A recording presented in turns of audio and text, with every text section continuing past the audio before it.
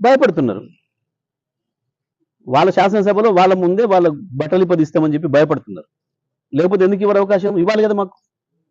మీరు ఏ పద్ధతుల్లోనైతే మీరు చేస్తున్నారో అదే పద్ధతుల్లో ప్రతిపక్షానికి ఇవ్వాలి అవకాశం. మేము అడుగుతున్నది న్యాయమైంది కదా. తెలంగాణ ప్రజల ముందు పెడతాం మేము ఈ విషయాన్ని. తెలంగాణ ప్రజల ముందు ఉంచుతున్నాం. శాసనసభ నీకు ఒక తీరు నాకు ఒక తీరు కాదు కదా. నువ్వు ఏ పద్ధతిలో చూపిస్తే మేము ఆ పద్ధతిలో చూపిస్తాం. మేము కొత్తగా మేము ఇంకోటి తెచ్చి పెడతామని అంటలేము. మీరు పెట్టిన స్క్రీన్ అట్లే ఉండనియండి. మీరు పట్టుకున్న బెత్తమే మా చేతికి ఇవ్వండి, మేము చూపిస్తాం. దాని మీదనే చూపిస్తాం మేము.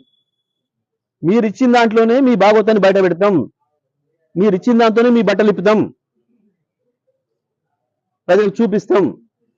ఆనాడు 60 ఏళ్ల భాగవతం ఏందో, ఈ 2 ఏళ్లుగా మీరు చేస్తున్న ద్రోహం ఏందో అన్ని కూడా చెప్తాం ప్రజలకు.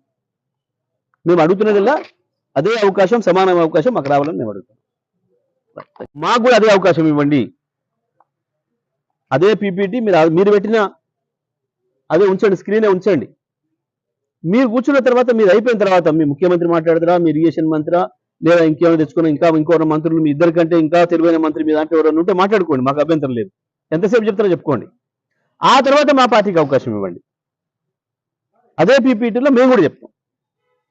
మీరు ఏదైతే చెప్పినరో ప్రజలకు, మేము కూడా అదే పద్ధతిలో అదే శాసనసభ నుంచి చెప్పాలి. కాబట్టి మాకు కూడా అదే అవకాశం ఇవ్వండి అని చెప్పేసి మేము అడిగినాం. తప్పకుండా ఇస్తే వీళ్ళ బండారం బట్టబయలు చేస్తాం, బయట పెడతాం. ఇవ్వకపోతే ఇవ్వమంటే మా పద్ధతిలో మేము ఎట్లా చెప్పాలనో ప్రజలకి మాకు బాగా తెలుసు.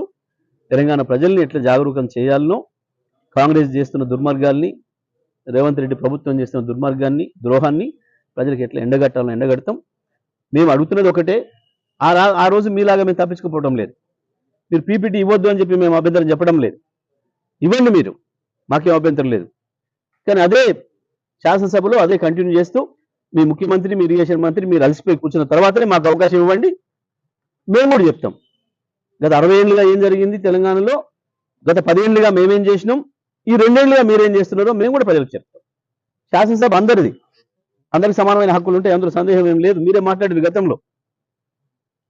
మీరు అడగలే ఆనాడు అవకాశం ఇవ్వమని, పారిపోయి తప్పించుకోపోయాను దొంగల్లాగా. కానీ మేము ఇవాళ అడుగుతున్నాం, మీరు ఇవ్వండి, మాకు కూడా ఇవ్వండి అని అంటున్నాం. ఈ తెలంగాణ ప్రజల ముందు తేల్చాలి ఎవడు దొంగో, ఎవడు కరెక్టో, ఎవడు మోసం చేస్తున్నారో, ఎవడు పారిపోతున్నాడో, ఎవడు ద్రోహం చేసి పక్కోడికి మన హక్కుల్ని అమ్ముకుంటున్నాడో వాడి రాజకీయ స్వార్థం కొరకు.